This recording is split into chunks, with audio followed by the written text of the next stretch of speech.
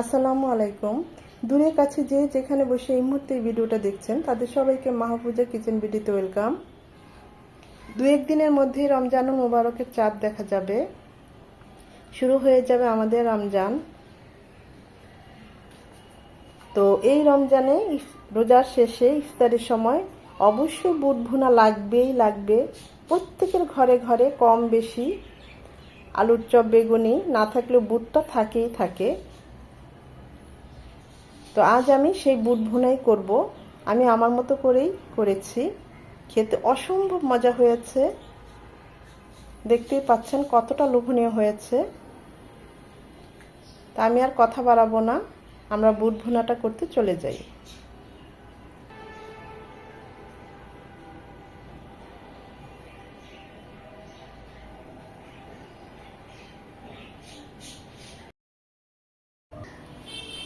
ছোলা বুট ভুনা করব। সারা রাত ভিজিয়ে রেখেছি, একদম ফুলে টইটুম্বুর হয়ে গিয়েছে। আমি ভালোভাবে ধুয়ে পরিষ্কার করেই ভিজিয়ে নিয়েছি, তারপরও আরও 1 থেকে 2 বার ধুয়ে নেব। এখন এটাকে সেদ্ধ করতে দেব। ছোলা বুটটাকে আমি ভালোভাবে ধুয়ে, দুটো আলুও খুব ভালোভাবে ধুয়ে পানি দিয়ে সেদ্ধ করে নেব, একদম সফট করে নেব, যাতে বুট আর আলু একসাথে একদম সেদ্ধ হয়ে যায়। যারা আলু পছন্দ করেন না তারা আলু দিবেন না, তবে আলুটা দিলে একটু মাখো মাখো হয়, ভালোই লাগে। বুটটা সেদ্ধ হয়ে আলুটাও সেদ্ধ হয়ে দেখুন একদম পানিটা শুকিয়ে নিয়েছি।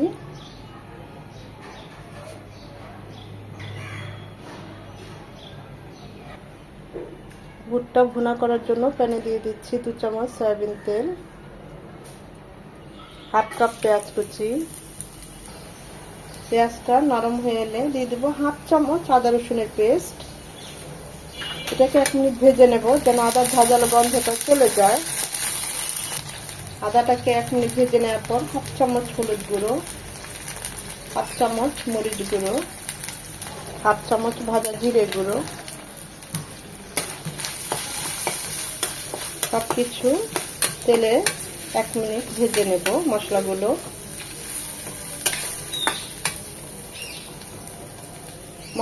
যেন পুড়ে না যায়, কষানোটাও খুব ভালো হয়।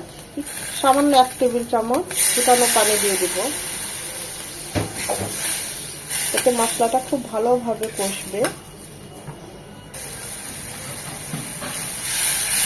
মশলা কষানোর এই পর্যায়ে একটা টমেটো ছোট ছোট কিউব করে কেটে দিয়েছি, মশলার সাথে দিয়ে দিয়েছি। এতে টমেটোটা নরম হয়ে যাবে, কষবে এবং এর থেকে কাঁচা যে ভাবটা সেটাও চলে যাবে।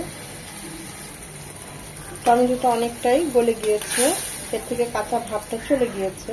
এখন দিয়ে দিব যে বুট আর আলু সেদ্ধ করে নিয়েছি। আমি আলুটা হাতে একটু এরকম ভেঙে দিয়েছি, বুটের সাথে খুব ভালোভাবে মিশে যায়, মানে ভুনাটা খুব আঠালো আঠালো টাইপের হয়।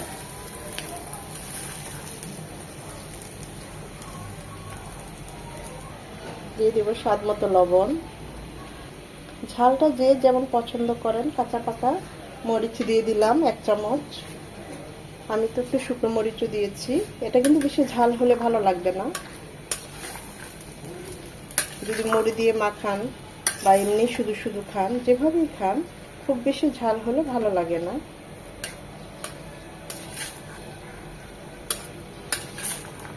সবকিছু খুব ভালোভাবে মিশিয়ে মশলার সাথে বুট আর আলুটা একটু কষিয়ে নেব।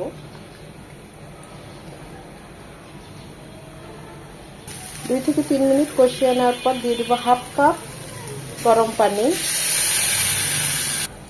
আমাদের বুট আলু সব সেদ্ধ করা, মশলাটাও কষানো, তাই এখানে পানিটা বেশি লাগবে না। এটা একদম মাখো মাখো ভুনা ভুনা হবে।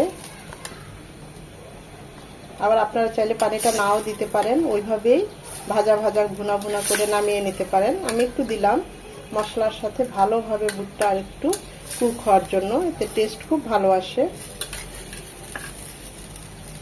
এই পর্যায়ে লবণ ঝাল সবকিছু টেস্ট করে নিতে পারেন।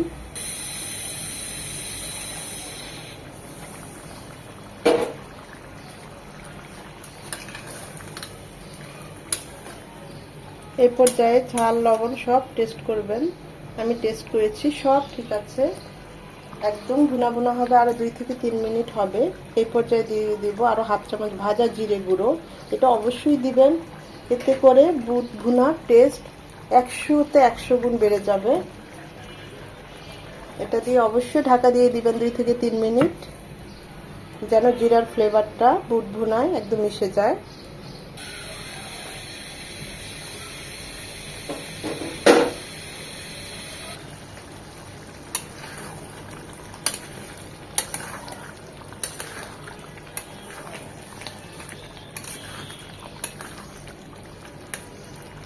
এখন আর ঢাকবো না, 2 থেকে 3 মিনিট আর একটু ঝোলটা টানিয়ে নেব এভাবেই।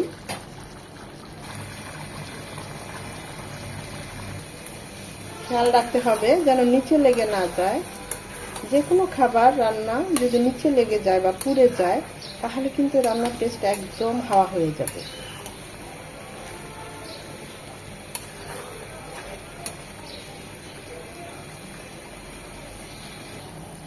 সব শেষে ধনেপাতা কুচি দিয়ে নামিয়ে নেব। এটা ঠান্ডা হলে যেহেতু আলু আছে আর একটু জমে যাবে। তবে এই মাখো মাখোটাই কিন্তু খেতে বেশি মজা, একদম ভুনা ভুনা শুকনা শুকনার চেয়ে আর কি, ভাজা ভাজার চেয়ে। এইটার এক টেস্ট, আবার একদম ভাজা ভাজা ওইটার আরেক টেস্ট। এটা মনে হচ্ছে মাখো মাখো, কিন্তু না, দেখবেন ঠান্ডা হলে যেহেতু আলু এইটুকুও থাকবে না, মাখো মাখোটাও থাকবে না, একদম জমে যাবে।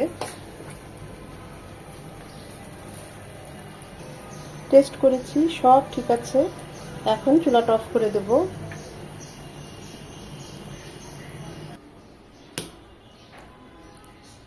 এত সুন্দর একটা সুঘ্রাণ চলে এসেছে না। এখানে চাইলে আপনারা হাফ চামচ গরম মশলা গুঁড়ো দিতে পারেন, আমি দিলাম না।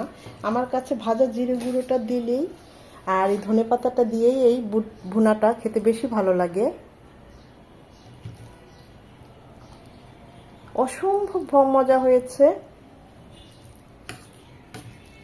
এই যে সামনে রমজান, ইফতারের আইটেমে সবাই বুট ভুনা করে, যে যার মতো, আমিও আমার মতো করেই করলাম।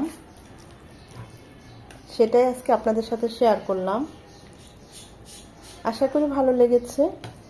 যদি ভালো লেগে থাকে লাইক কমেন্ট শেয়ার করে দিবেন। বুট ভুনা করতে জানে না এমন পার্সন নেই বললেই চলে। একদম যারা নতুন তাদেরকে বলবো আমার রেসিপিটা ফলো করলে অসম্ভব ভালো লাগবে। এইভাবে সবসময় বুট ভুনাটা করে খেতে ইচ্ছে করবে, এতটা টেস্ট হয়। মাছ মাংসের স্বাদও হার মানিয়ে ফেলে এই বুট ভুনা। শুধু শুধু খাওয়া যায়, আর রমজানের ইফতারিতে তো আমাদের বুট ভুনা লাগবেই। আজকের এই আয়োজন আশা করি আপনাদের ভালো লেগেছে। যদি ভালো লেগে থাকে অবশ্যই একটা লাইক দিবেন, কারণ এই লাইকটা পরবর্তী ভিডিও করতে আমাকে উৎসাহিত করে, সাহায্য করে। ফ্রেন্ডস অ্যান্ড ফ্যামিলির মাঝে বেশি বেশি করে শেয়ার করে দিবেন, যেন তারাও এরকম সহজ সহজ মজার রেসিপি দেখার সুযোগ পায়। এখনও যারা আমার চ্যানেলটা সাবস্ক্রাইব করেন নাই, অবশ্যই চ্যানেলটা সাবস্ক্রাইব করবেন, আমার পাশে থাকবেন। আর সবাইকে আগাম রমজান মোবারক। সময় নিয়ে যারা এতক্ষণ এই ভিডিওটা দেখেছেন তাদের সবাইকে অসংখ্য ধন্যবাদ।